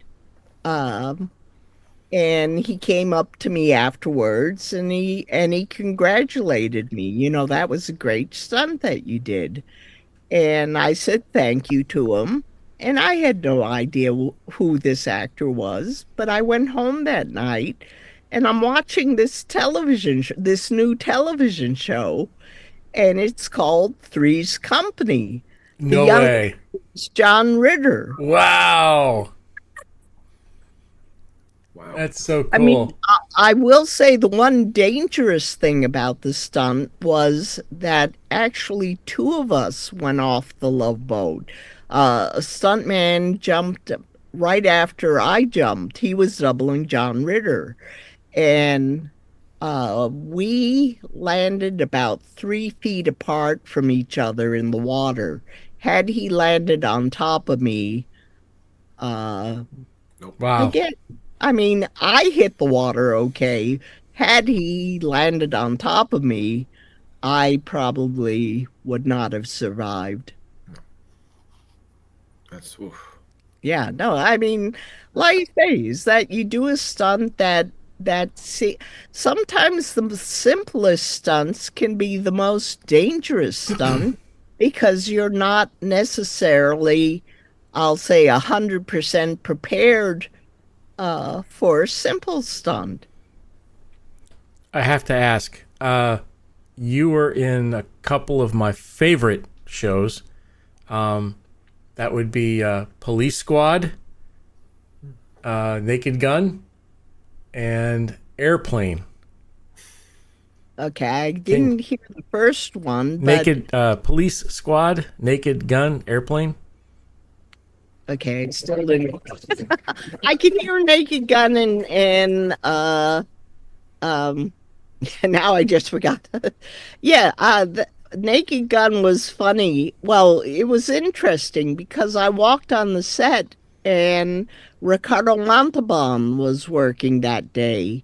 And I worked on Fantasy Island with Ricardo.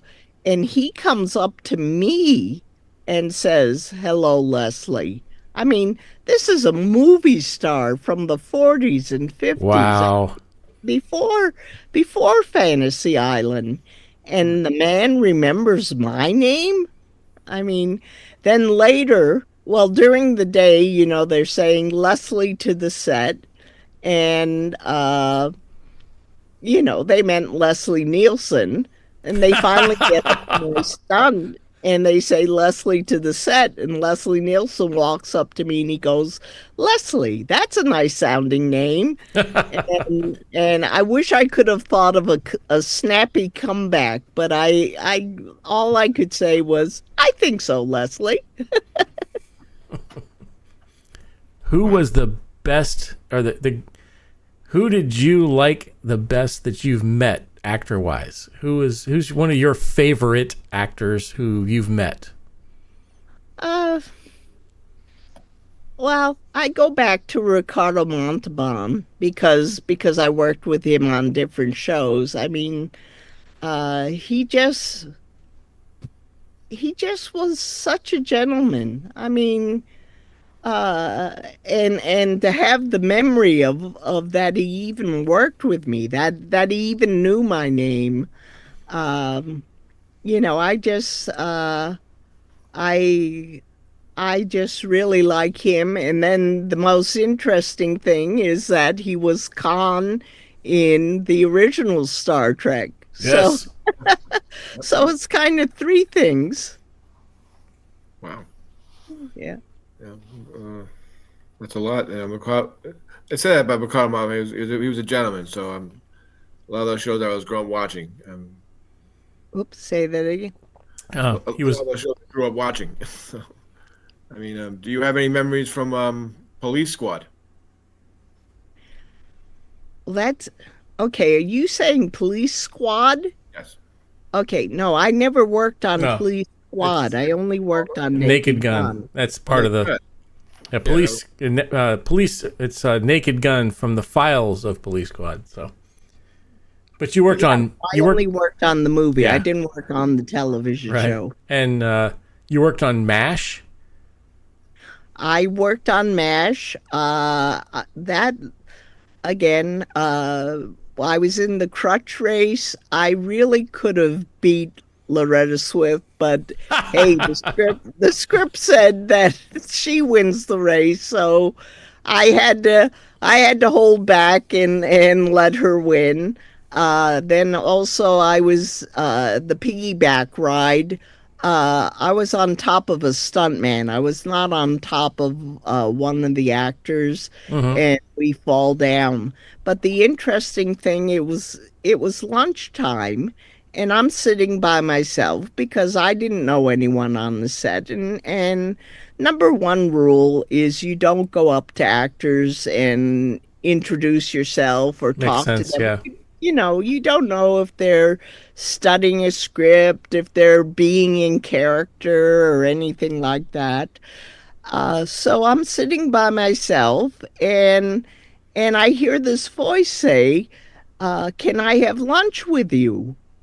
And before I even turn around, I say yes. Then I turn around, and it's Harry Morgan. Oh, Harry cool. Morgan wanted to have lunch with me. And I mean, we just, again, it isn't that you talk about the episode. You just talk about whatever's happening that day, or you're shooting the breeze. You're not you're not talking about the script. You're talking about life in general. I mean, even on Star Trek, on Deep Space Nine, we would go to one of the actors' dressing room, and you just talk about whatever's going on that day or whatever you feel like talking about. I mean, That's, it really is a job, and when you're not working, you're what can I say? You're just you're a real person. talking about regular things. You shooting the breeze. Yep. Right. Exactly. Have you ever thought about writing a book or a documentary? I'm hoping in the next couple of years that my agent and I will put a book together that will that we will publish, but there isn't a book yet. No documentary either. No, unfortunately, there really isn't a documentary either. I That mean, would be cool. I've done podcasts, but there hasn't been a Leslie Hoffman Yeah. documentary. Now you've won. Nice. You won. Yeah, you've won awards. I Said, what kind of awards have you received? What kind of awards did you Yes. say? Unfortunately, really, I haven't received an award. I did get a certificate from the Screen Actors Guild when I was on the board of directors, just a certification thanking me for the years that I put in as a board member. But that's, I mean, that's the closest that I've gotten to an award. What about the Walk of Fame? The Walk of Fame? When you put your hand in the cement, There we go. the Walk of Fame in LA. oh, okay. So much for memory. My hometown, Saranac Lake, has the Walk of Fame, and a bunch of people got together and went to the council, the village board, and said, "Hey, here's a local girl that." Look at, well, you can see what it does say movie stunt performer as opposed to television and movie stunt performer, but it does say labor leader. So yes, if you were to walk the Saranac Lake Walk of Fame, along with people that came to Saranac Lake to cure for tuberculosis, they have plaques. But there's like only I think only two other people that were born in Saranac Lake that have a plaque. So I am very proud of that plaque. Yes. I forgot about that already. We definitely wanted to bring it back up. We wanted you to remember it. So you said you've got a couple of appearances coming up soon. Yeah, like you say, well, things can change. Supposedly I'm supposed to be in Texas and Tennessee and Pennsylvania, but things can change. I'm not going to say I'm absolutely going to be there. Basically, it's like paychecks when you work a job. Until I have the check and I've deposited it in the bank account, then I'll say I got paid for the job. So yes, I've been asked to these conventions, but things can always change, and I would rather not say I am absolutely going to be at these conventions. I mean, until they really announce it or really start promoting it, then maybe I'll say yes, I am going to be at these different venues. I'm hoping. Last year I was in Ireland, uh, Wow.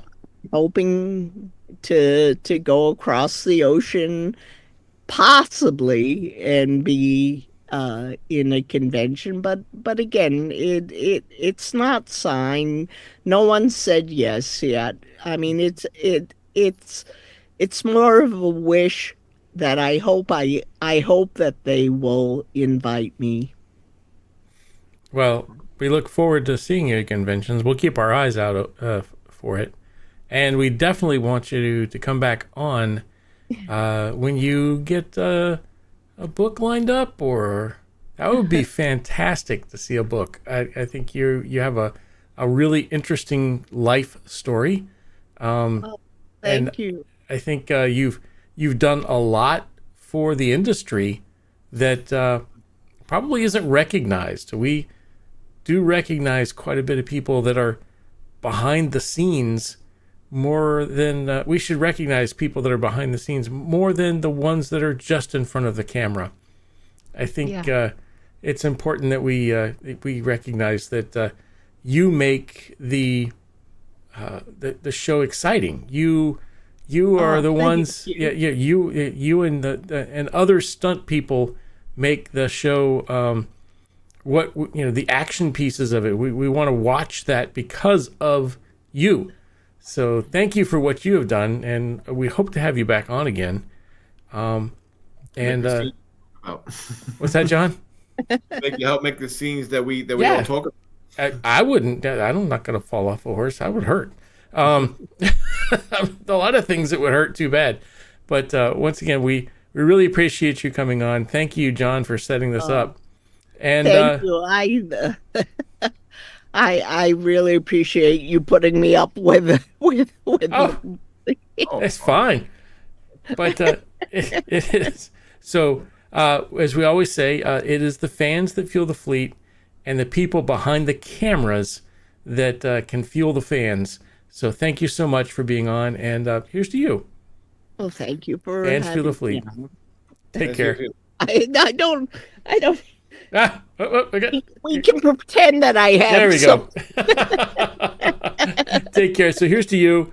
And we look forward to seeing more of you in the future. Okay. Take care, Leslie. Thank you. Bye. Wow. That's somebody who has really worked hard to get where they're at. And a lot of different different shows. I was looking through all of the list, and I was like, that's one. I like that show. Oh, I really like that show too. Oh, I like that show too. And then when I saw Naked Gun, I was like, oh yeah. And especially with a new Naked Gun coming out that you've seen. Is it who's the star of that one? Liam Neeson's gonna Liam Neeson's coming onto that one. I love those funky, crazy comedy show that that was the Police Squad, the TV shows, and then all of the Naked Guns. I can't look at a beaver without going, that's the stuffed beaver scene with Priscilla Presley. And there's so many snippets, that some of the things, I was watching one of the others, like it's Leslie Nielsen's like, he's saying, I don't know what would draw I don't know what would make a person do that. And he goes, sex, Frank? And he says, no, not right now, Ed. We got work to do. It's like, those one-liners, Airplane, all of those fantastic shows. And what a privilege it is to actually talk to somebody who is actually there at on the show doing stunts and actually creating that movie or TV magic. So Yeah, we had a lot of questions for her. So to be fair, she wasn't have her hearings. We had some questions for her, but the questions got mixed up. Pete had the questions, and Pete's not here, and I couldn't get out to my email to get the questions. I go, I think we got lots of we definitely got a good view and questions of what what it's like to be a stunt woman. Wow, I mean, I couldn't do it. I'm like, oof. it's funny that she said she was into gymnastics because that's the same thing that what was the other woman we did an interview with? I just said it. I forgot her name. I did too. She was in gymnastics too. Yeah, she was a gymnast as well. So Gimple. I guess that's the first step is be So her last name Gimple, right? Gimple. Yes, she was the salt monster. So, but she was also Orion's in Battlestar Galactica, and those things. And speaking of Battlestar Galactica, yesterday we finalized the short film. It is done. It is uploaded, and it has been entered into a number of. It's on Film Freeway. You can't watch it there, but it's on Film Freeway, and we've uploaded it to we submitted it to a number of festivals. So we'll see how that goes. If you donated, if you were a part of the crew, watch your emails. Soon you will be receiving a invite to attend one of a number of showings that will be private only. So you'll get to see it is a 14 and a half minute movie, short, and you will be receiving information on that. And if you were one of the people who donated certain different levels, we'll be releasing the script as well to those people who who donated to the point where they got the script and everything. So all of that's coming. We finally finished it. I appreciate the people. It's been 2.5 years. May 12th is when we filmed it in 2023. We had some back and forth with some editors. We ran into some problems. We learned a lot in regards to the movie, and sometimes it was learning a lot of what not to do. But we did learn a lot, and we do have in my opinion, a very good product. It's exciting, it's fun, it gets your senses wondering what happens next. So it does. It's. I think you're gonna like it. Hopefully you like it. We want to see, and as soon as it gets done with the film circuits and the Comic-Cons, then we will release it to the general public. So I think it's gonna be got a lot of awards. I mean, we had the trailer got awards, and the poster got awards too, and the movie's gonna get. I'm sure we'll get a couple of awards with this. Pretty safe to say, because it is unique, fantastic acting, fantastic CG, Chuck and Chris and a number of other people that I probably am forgetting the names that worked on the project. You taking photos behind the scenes and doing all of the arranging of all this. We had so much stuff going on. There was no way we were going to keep up, and we had you there to help wrangle the cats. And I think I think it's 2.5 years. It's finally come to a conclusion. There is still the capability of doing a longer cut. So it's that we still have the video for that. Unfortunately, the video was challenging green screen because we learned some lessons, but we may release it. We may put together a director's version that may not have as much of the special effects pieces into it as this one does. and I think the acting and everything else is there. So I think you're gonna like it, and I think it does an homage to we do a number of homages. Homage is a word. Yeah, but yeah, Homage. We reference a lot of the people who put this together. Mr. Larson. We do homage. That's it. That's the right word, right? Homages. I don't know if I could spell it, if I could say it, but we have a lot of homages to the old Battlestar Galactica. We have a lot of homages to Caprica. We have a lot of homages to, I wouldn't say a lot of homages. We have a couple of new homages to the new Battlestar. I think if you look at it this way, we could actually connect those Battlestars together pretty well in this. And it makes you think. So I am excited. It was a lot of work. A lot of work on everybody's end. And it is final. It is final, and I think I really can't wait for everybody to see it. But we have to do our due diligence and do what we promised to the people who donated to make sure this happened.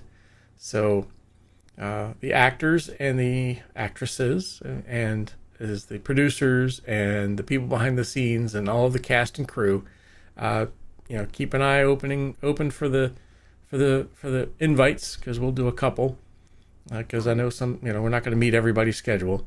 Unfortunately, we're not going to give you a link to watch it. That's not how we're going to work this. Unfortunately, I would love to, but Pete would drive down somewhere or have someone hire and shank me in the hallway somewhere. But it'll be fun. I think you'll like it, and I really can't wait for everybody to see it. And it's not, not because I want the fans to feel that they're still involved. There's still something out there. And I'm hoping one of the reasons why we did this, I'm hoping it inspires others to do more Battlestar stuff. We see a lot of fan fiction. We see a lot of stuff that is fan films that are not Battlestar Galactica. Even Battlestar Galactica 2004, you don't see a lot of those. Mr. Goudreau did one for 2004, a whole movie on that one. But we don't see a lot of fan films for Battlestar Galactica. I'm hoping maybe we can inspire others. It was difficult, and if you want to interview us in regards to how difficult it was, or what some things you could do to make it work, we'll definitely tell you. Because we don't own the IP, we're not making any money on this, and we want to inspire the fans, and we want to have something that lives on long after us. So, anyways, I've pontificated long enough on that, but this movie was made by fans for fans, and it was inspired a whole new story, and everyone came up from everywhere to come. We have Dorian, who did the beginning scenes audio. We have Mediocre Modeler, who did the 3D prints of a number of things. Chuck and them, who did the special effects stuff. People who donated 3D models. And then we had people drive down, Fran and everything else, or drive down or up or down, it depends on where you're at, to New York when we filmed it May 12th of 2023. So that's kind of one of my goals, is to hopefully do a screening on May 12th. Kind of commemorate that time that we had everybody come down. I can't believe that we had that many fans that donated their time, donated their money, and donated the ability. They're coming down to actually be in uniform, be in the movie, which is great. So I can't thank you enough for that. But we are a wrap on that, so it's exciting. Keep your eye on the Stranded Warrior Facebook site. Keep your eye on IFB, and we'll get some more. And keep your eye on your email, because we do have your email addresses, because we did Kickstarter. We didn't do Kickstarter. Indiegogo. Yeah, Indiegogo. So we did the keep your eye on the Indiegogo site. That we'll actually announce some of those, and you'll be getting all of the stuff that's behind the scenes. And then later on when we finally release this, we'll play it for the fans, and we'll talk about all of the nods to things that you probably won't quite pick up. I mean, we were deep into, collar devices and what they should look like, and deep into, how certain words should be said. And I think you'll enjoy it. But I know a lot of you are chomping at the bit. Just give it some more time if you're not one of the cast crew or people who donated. It's coming. We're probably going to try to get it at a convention. So if you have an ability to get to a convention, I'm not sure about Dragon Con, but we'll see. We're a little late on that one. We're not looking, but the film festivals have got it. Like I said, Film Freeway, we've got it into 5 film festivals, I believe. Thank you, Pete. Those film festivals aren't cheap, so we're using our own what money we have left over, or our own money, to apply to those film festivals, because that's how the film festival makes money. Whole film festival circuit thing, we could talk hours on that. But thanks again. Once again, we will be back next Thursday. I appreciate, John, you coming on, and it's such an emergency type thing where, we were losing. First, tonight was a challenge in regards to my computer started up in Windows 11. I didn't download Windows 11, and suddenly it came up with Windows 11 and nothing was working because Windows 11 didn't quite work. It didn't quite upload correctly. So I was an hour and a half before, I only discovered this an hour and a half before we started. So then Pete's in California, taking care of some family business stuff. We got Dr. McAuley, who was here, and he's sick, and he's getting ready to get a library dedicated to him. Well, in Ireland, yeah. And he's in Ireland, and it was a challenging night, but here we are. We made it happen. We were you don't know how close we came to canceling tonight. I wrote Pete, said just cancel it. The computer's not working. And then after a couple of minutes, the computer started working. I'm like, okay, maybe we got it. So the tough dash to come back. I'm like, what? Yep. There it is. So anyways, thanks everything. And thanks for everybody. We will see you next Thursday. Next Thursday, Yes. we have a special guest. Do you know who else besides our special guest is coming? Do you know? Next week we have. No, I think I just because that's going to be enough right there. Anyways, next week it is Jack Stauffer. He's going to come on, and he is going to talk Battlestar Galactica and Days of Our Lives and a general overview of all that stuff. And Jack is a fantastic individual. So much fun to talk to. If you do get him on the phone, you're going to be there a while. And so I guarantee you next week, you're going to get enough information from Jack. It's going to be amazing. I'm going to ask him questions, in regards to Second Coming, because he was one of the people that was involved in Second Coming. Days of Our Lives, it's a couple of commercial stuff. It's he's a great person to talk to, and he wasn't doing well for a while, and now he's doing better. And we just did a special signing, so hopefully you got his he's not doing cons, so we had a special signing for autographs. So hopefully you got one of those. If not, don't think he's going to offer another one. I got you. But yep.